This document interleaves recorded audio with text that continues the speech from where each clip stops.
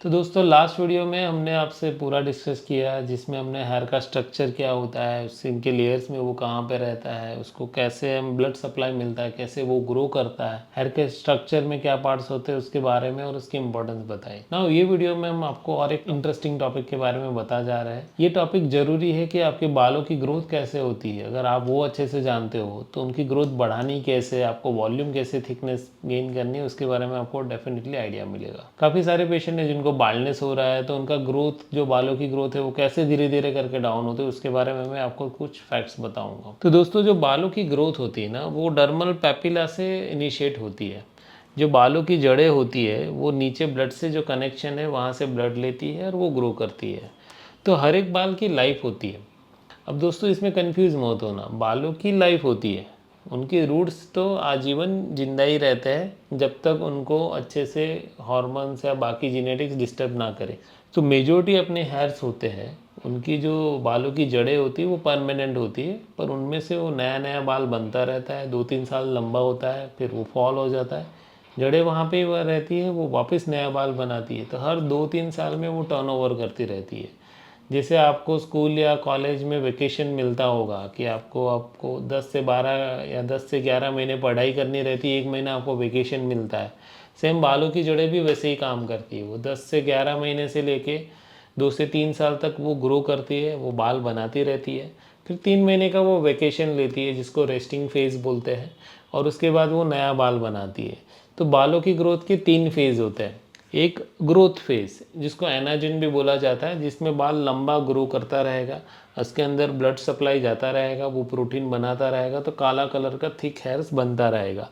दूसरा transition phase जिसको catagen बोलते हैं, यहाँ पे बाल ब्रेक लेगा, उसका ब्लड सप्लाई से जो कनेक्शन था वो थोड़ा दूर हट जाएगा उससे, तो वो बाल है ऊपर क्लब जैसा बन के ऊपर रह जाएगा, अलग से वो डिटैच हो जाएगा, वो डेड हेयर हो चुका है, अभी वो लाइव हेयर नहीं रहा है, वो आगे बढ़ेगा नहीं। और वो स्टेज 1 से 2 महीना चलता है। उसके बाद होता है टेलोजन फेज़। टेलोजन फेज़ आपने भी सुना होगा शायद, शेडिंग फेज़ बोलते हैं या फॉल स्टेज बोलते हैं। इसमें बाल धीरे से स्किन में से बाहर आ जाता है। ये जब बाहर आ रहा है तभी ऑलरेडी एक नया बाल वो जड़ों ने नीचे से बनाना चालू कर दिया रहता है। तो ये जो फेज़ होता है उसको टेलोजन फेज़ बोलते हैं। टेलोजन फेज़ कई बार जल्दी एक्टिवेट हो जाता है अगर आपकी लाइफस्टाइल ख़राब है, अगर आप बीमार पड़ते हो तो अचानक से अपने जो बाल हैं उनमें से सारे टेलोजन फेज़ वाले बाल एक साथ गिर जाते हैं। जैसे कि मैं एक एग्जांपल दूँ कि आपके 100 बाल है तो 90% हेयर्स उनमें से एनाजन फेज़ में रहेंगे, 85 to 90%। 10% हेयर्स है वो टेलोजन फेज़ में रहेंगे और 1% अराउंड ट्रांजिशन फेज़ में रहेंगे। मीन्स 90 यहाँ ग्रो करते जा रहे हैं, बराबर एक बाल ऐसा है कि ग्रोथ में से टेलोजन की ओर जा रहा है और यहाँ पे 9 बाल बस फॉल होने वाले हैं। ठीक है, तो ये नॉर्मल रेशियो है। कई बार हम बीमार पड़ते हैं तो कई बार एनाजन फेज में से टेलोजन फेज में हेयर ज़्यादा चले जाते हैं। ओके, 90-10 का रेशियो 70-30 का बन जाता है और फिर टेलोजन हेयर जल्दी जल्दी फॉल होने लगते हैं।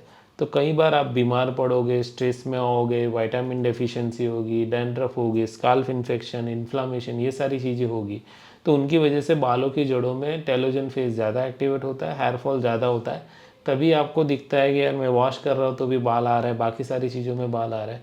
ऐसे टाइम के अगर आपकी लाइफस्टाइल अच्छी कर लो, आप खाना पीना अच्छा कर लो, विटामिन्स वाला, प्रॉपर प्रोटीन वाला, नरिशमेंट वाला खाना चालू करो, नींद पूरी करो, और अगर ज़रूरत पड़े तो डॉक्टर्स की हेल्प लेके कुछ विटामिन्स और सीरम्स आप टॉनिक यूज़ करो, तो टेलोजन फेज़ को वापस आप एनाजन फेज़ में 2-3 महीने में शिफ्ट कर सकते हो।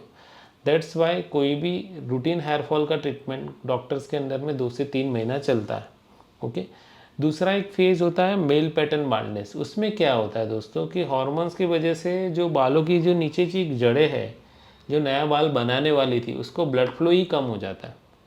अब सिंपल है, कोई टिश्यू को ब्लड फ्लो ही नहीं बना रहा है तो वो वापस ग्रो ही नहीं कर पाएगा। या पहले जो बाल बनाया था उसने 3 सेंटीमीटर लंबा बाल बनाया था, अभी 2 सेंटीमीटर बनाएगा, फिर 1 सेंटीमीटर बनाएगा। तो बाल्डनेस में भी आप देखोगे ना तो धीरे धीरे धीरे धीरे करके थिनिंग होती है। पहले एक एरिया के बाल पतले होने लगते हैं, फिर छोटे होने लगते हैं, फिर बाल्ड होने लगते हैं। एक बार उनका ब्लड फ्लो टोटली ब्लॉक हो गया फिर वो बाल वापस हेयर साइकिल मीन्स ग्रोथ की साइकिल में पहुंच नहीं पाएगा, धीरे करके करके वो गायब हो जाएगा। तो इसीलिए हेयर साइकिल जानना ज़रूरी है। आपका रूटीन हेयर फॉल हो रहा है, आपका बाल्डनेस हो रहा है, तो दोनों में अलग अलग टाइप के डैमेज हेयर साइकिल में मिलते हैं। दोनों की पैटर्न अलग वे में चेंज होती है, तो वो जानना ज़रूरी है। ठीक है, तो अगर आपको इसके बारे में कोई डाउट है आप डेफिनेटली हमें मैसेज कीजिए, और आपको भी हेयर के बेसिक साइंस के बारे में कुछ नॉलेज चाहिए तो हमें कमेंट बॉक्स में मैसेज कीजिए, हम ट्राई करेंगे आपकी क्वेरीज सॉल्व करने का। और बस ऐसे ही वीडियो देखते रहिए, हम और अच्छे और इंटरेस्टिंग टॉपिक्स लेके आएंगे। Thank you.